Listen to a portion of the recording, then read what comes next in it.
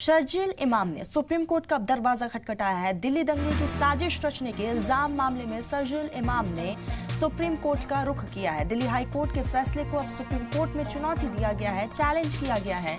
Delhi high court ने खारिज कर दी थी जमानत अर्जी। दिल्ली दंगे की साजिश रचने के इल्जाम में यूएपीए के तहत जेल में बंद है शर्जील इमाम और कई मुस्लिम नौजवान। आपको बता दें कि पूरा मामला साल 2020 का है। साल 2020 में उत्तर पूर्वी दिल्ली में भड़की हिंसा से जुड़ी बड़ी साजिश केस के अहम आरोपी शर्जील इमाम ने एक बार फिर से अदालत का दरवाजा खटखटाया है और इस बार जो है शर्जील इमाम को उम्मीदें सुप्रीम कोर्ट से हैं। इस बार इमाम ने अपनी जमानत को लेकर सुप्रीम कोर्ट का रुख किया है।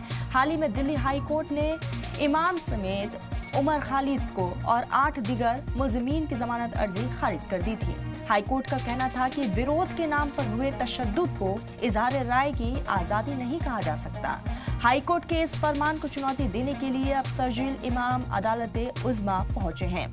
अब पूरी की पूरी उम्मीदें सुप्रीम कोर्ट पर टिकी हुई है, क्योंकि दिल्ली हाई कोर्ट का जो फैसला आया उसको चैलेंज किया गया है सुप्रीम कोर्ट में। आपको बता दें कि एक तरफ शर्जील इमाम 2020 के दंगे केस से जुड़े मामले में जेल में बंद हैं और अब तक कई बार अर्जियां दायर कर चुके हैं, लेकिन हर बार कोर्ट की तरफ से अर्जी को खारिज किया गया है। दिल्ली हाई कोर्ट की तरफ से जो फैसला आया उसको अब चैलेंज सुप्रीम कोर्ट में किया गया है। 2020 के दिल्ली दंगे की बड़ी साजिश के मामले में आरोपी शर्जील इमाम ने जमानत के लिए अब सुप्रीम कोर्ट में याचिका दायर की है और जितनी बार भी अब तक दिल्ली हाई कोर्ट में अर्जी को दायर किया गया है उतनी बार उस अर्जी को खारिज किया गया और इसीलिए अब सबसे ज्यादा उम्मीदें सुप्रीम कोर्ट से हैं।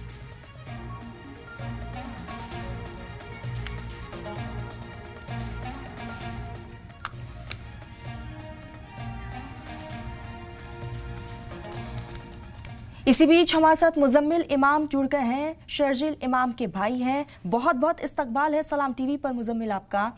सबसे पहला सवाल तो यही है, जो दिल्ली हाई कोर्ट का जो फैसला आया अब उसको चैलेंज सुप्रीम कोर्ट में किया गया है, इस बार क्या कुछ उम्मीदें हैं? जी बहुत बहुत शुक्रिया।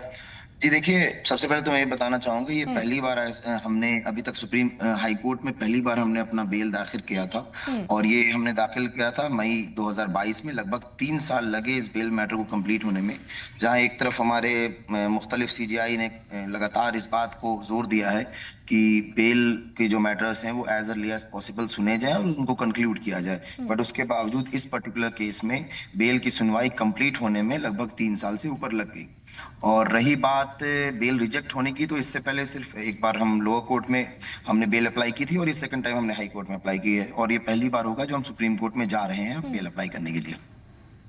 तो उम्मीद की जहां तक बात है, तो मैं बहुत बेसिक सा एक प्रैक्टिस जो हिंदुस्तान की जुडिशरी में वो होता रहा है कि जब किसी पर्टिकुलर केस में ट्रायल का जो पीरियड है वो काफी लंबा खिंच रहा हो या ट्रायल शुरू ही ना हुआ हो, तो उस पीरियड में लॉन्ग इनकार्सिनेशन की वजह से बेल मिलती रही है। और एक अभी कुछ दिन पहले ही 2022 या 23 का एक केस था हरियाणा उच्च न्यायालय का, जहां पर उन्होंने एक यूएपीए केस में सिर्फ इसलिए बेल दिया है क्योंकि उसमें 36 गवाहों की गवाही बाकी थी। तो मैं बताना चाहूंगा, हमारे केस में जहां तक उमर खालिद और शर्जील भाई और जो मुख्तलिफ लोग हैं खालिद सैफी, इन लोगों के केस में लगभग 700 गवाह हैं और ट्रायल अभी तक शुरू होना तो दूर की बात है, अभी तक चार्जेस भी फ्रेम नहीं हुए हैं 5 साल बीत जाने के बाद भी। अगर मान लीजिए चार्जेस फ्रेम भी हो जाते हैं और ट्रायल शुरू भी हो जाता है, तो मुझे लगता है 20-22 साल लग जाएंगे इस ट्रायल को कंक्लूड होने में, क्योंकि 700 गवाह को एग्जामिन करना फिर क्रॉस एग्जामिन करना is like tough thing to do. Muzammil, क्योंकि जब दिल्ली हाई कोर्ट में 2 सितंबर को जब सुनवाई हुई तो कोर्ट ने साफ तौर पर कहा कि उमर खालिद और शर्जील की जो भूमिका रही है वो काफी अहम रही है और इसीलिए खारिज किया जाता है। ये एक मजहके के तौर पे देखा जा सकता है कि जिस तरह से, मुझे नहीं पता कोर्ट किस नजरिए से इन चीजों को देख रही है और कोर्ट की क्या मजबूरी रही कि इस तरह की टिप्पणी करनी पड़ी उनको, क्योंकि वजह यह है कि शर्जील भाई लगभग 1.5 महीने पहले से दिल्ली में नहीं थे जब ये मामला हुआ है। फसादात 24 से 26 फरवरी के बीच में सारे फसादात हुए हैं और शर्जील भाई जहां तक मुझे याद है 16 लगभग जनवरी से वो दिल्ली के बाहर ही हैं, मतलब। और उसके बाद जब उन्होंने 28 जनवरी को पुलिस के सामने अपनी अरेस्टिंग दी, उसके बाद मुझे जहां तक याद है कि 20 फरवरी, उसके बाद तो वो तिहाड़ में थे और उसके बाद 20 फरवरी 2020 से वो असम के जेल में थे। तो एक बंदा जो 1 महीने पहले से जेल में, पहली बात। उसके बाद वो 10 दिन पहले से उस शहर में नहीं है दूसरी बात। और उसके सिवा अगर आप ट्रेस को करने की कोशिश करें कि इन लोगों के बीच कोई कन्वर्सेशन या कोई ऐसा टेलीफोनिक कॉल या कोई टावर लोकेशन या कभी कुछ भी इस तरह की चीज, तो आप शर्जील इमाम के साथ किसी को रिलेट नहीं कर सकते, क्योंकि इनका किसी के साथ कोई कन्वर्सेशन ही नहीं है। और एक एक मीटिंग हुई थी जिसका बार बार पुलिस हवाला देती है, तो उसमें योगेंद्र यादव, हर्ष मंदर जैसे लोग भी थे। तो अगर वो मीटिंग सिर्फ और सिर्फ कॉन्स्पिरेसी के लिए हुई थी, तो फिर बाकी लोग कहाँ हैं? मतलब अगर एक जगह हम सारे लोग बैठ रहे हैं, किसी चीज को कॉन्स्पायर कर रहे हैं, तो जाहिर सी बात है उसमें कॉन्स्पिरेसी में सारे लोग होंगे।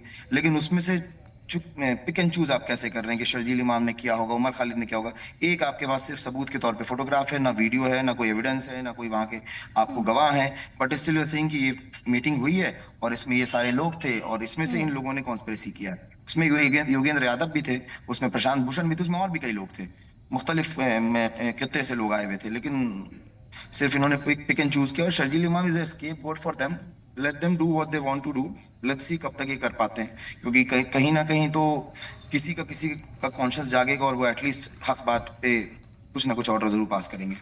मुजम्मिल, क्या लगता है, क्योंकि परिवार के लिए भी काफी चैलेंजेस हैं, अब क्या एक रणनीति के तहत इन तमाम चीजों को अंजाम दिया जा रहा है? बेशक मैम, देखिए आप खुद एक मीडिया पर्सन है, यू नो दैट कि शर्जील इमाम पे जब केस हुआ तो एक पर्टिकुलर लाइन को हाईलाइट किया गया था, जिसमें चिकन नेक को काट के अलग करने की बात इन्होंने बहुत ज्यादा हाईलाइट करके दिखाई थी 10-15 सेकंड की वीडियोस। वो स्पीच मैम कहाँ दिया गया था? वो स्पीच दिया गया था अलीगढ़ में। Everyone knows that. अलीगढ़ का उच्च न्यायालय कौन है? Allahabad high court. आपको इलाहाबाद हाई कोर्ट की मैं कॉपी शेयर कर सकता हूँ। उसमें इलाहाबाद हाई कोर्ट ने मेंशन किया है कि शर्जील इमाम ने never asked for like to pick up arms, he never asked to do some violence. ये ऑर्डर में मेंशन है। तो मैम जिस जगह स्पीच दिया जा रहा है, वहां की उच्च न्यायालय हाई कोर्ट उसको बोलती है कि नहीं, इसने आर्म्स उठाने की बात नहीं की, इसने वायलेंस करने की बात नहीं की। और शर्जील इमाम के खिलाफ सबूत क्या है? पूरे सारे केसेस में, चाहे वो दिल्ली दंगा केस हो, चाहे वो स्पीच का केस हो, एक ही सबूत है कि असम की बात, चिकन नेक की बात वो करते हैं। इवन दिल्ली दंगा में जो भी सबूत शर्जील भाई के खिलाफ है, that is only speech, because कुछ हो ही नहीं सकता, because he was behind the bar. तो उस पर्टिकुलर केस में हम 7 केसेस में सारे मुख्तलिफ स्टेट से बेल पर हैं। जिस स्पीच की वजह से आप हमें इनकारसिनेट कर रहे हैं इस पर्टिकुलर केस में, उस पे हम पहले से बेल पर हैं। और हम 2 साल पहले से बेल पर हैं सारे केसेस में। इलाहाबाद में तो हम 3 साल पहले से बेल पे हैं। आप ये समझने की जरूरत है मैम कि जिस पर्टिकुलर स्पीच के लिए आप हमें बार बार इम्प्लीकेट कर रहे हैं, उस स्पीच में हम पहले से बेल में। तो क्या वो सारे हाई कोर्ट्स ने अगर बेल दिया, तो ये क्या दिल्ली हाई कोर्ट को नहीं पता कि उन्होंने क्या ऑर्डर पास किया? और क्या हमने सबमिशन में वो ऑर्डर्स नहीं दिए हैं कि हमारे स्पीच को हाई कोर्ट बता रही है कि हमने कभी आर्म्स उठाने की बात नहीं की, हमने कभी किसी को वायलेंस करने के लिए नहीं कहा, और एज अ रिजल्टेंट कोई वायलेंस हुआ भी नहीं है। बट स्टिल आप हम बिहार में कोई मुजम्मिल, एग्जैक्टली। और सवाल आखिर कई ऐसे सवाल जहन में है, क्योंकि ना तो पुख्ता सबूत है, उसके बावजूद जमानत नहीं मिलना, ये अपने आप में कई सवाल निशान खड़े कर देता है। मैम ये सिर्फ एक केस नहीं है, भीमा कोरेगांव का आप उठा के देख लीजिए, कितने लोगों का इंतकाल जेल में हो गया। जिस तरह का बिहेवियर सरकार का है, ये यूएपीए को एज अ टूल इस्तेमाल करते हैं to suppress the oppressed community and voices like dissent voices. ये इनका सिंपल सा हिसाब है। और ये सिर्फ 2 केस अभी बहुत ज्यादा हाईलाइटेड है, इस पे बहुत ज्यादा इनकी गौर और नजर और फिक्र अल्लाह जाने क्यों। एक ये दिल्ली रॉयट वाला केस और दूसरा आपको भीमा कोरेगांव केस। और दोनों में अगर आप चीजों को बहुत नॉर्मलाइज देखते हो तो कपिल मिश्रा के बहुत सारे वीडियोस पब्लिक में है।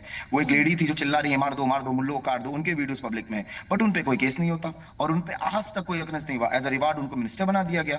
तो ये तो अदालत को देखने की चीज है कि जुडिशरी अगर इंडिपेंडेंट बॉडी है तो उनको इस तरह से रिएक्ट करना चाहिए। उनको महसूस होना चाहिए कि हमारा अकीदा जुडिशरी से ना उठे एटलीस्ट, क्योंकि हमारे पास कोई दूसरे जराया नहीं है। हम हथियार नहीं उठा सकते, हम किसी के खिलाफ लड़ नहीं सकते। हम सिर्फ एक पीसफुल तरीके से जुडिशरी से ही एक्सपेक्ट कर रहे हैं कि आप एटलीस्ट हमारे हक के लिए खड़े हो, कोई तो खड़ा हो हमारे हक के लिए। अगर ये सरकार निकम्मी है, अगर ये सरकार जुल्म करने वाली है, तो एटलीस्ट हम जुडिशरी से और मीडिया से तो एक्सपेक्ट कर सकते हैं कि वो हक बात बोले। बिल्कुल एग्जैक्टली मुजम्मिल, क्योंकि हमने देखा कि अब तक कई बार अर्जियां दायर की गई और जाहिर है कि दिल्ली हाई कोर्ट से भी उम्मीदें बहुत ज़्यादा थी, लेकिन जब वहां पर उम्मीदें टूटी तो सबसे पहले रिएक्शन क्या? जैसे दिल्ली हाई कोर्ट का जब फैसला सामने आया तो जहन में सबसे पहले क्या चला?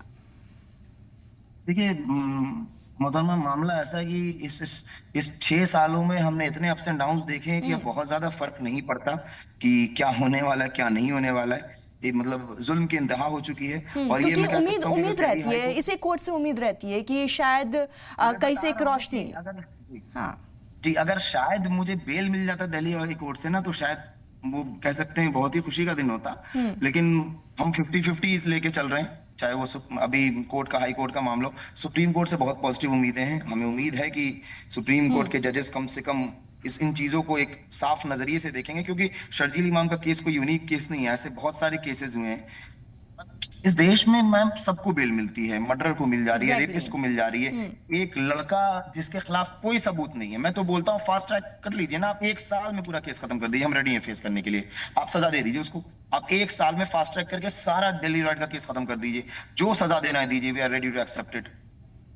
तो मैम वो पता है, ये UAPA is a tool just to incarcerate some person, some good minds, some researcher, some scholar for a long period of incarceration। यही उनका मसला है मैम, इससे ज्यादा कुछ UAPA कानून है नहीं।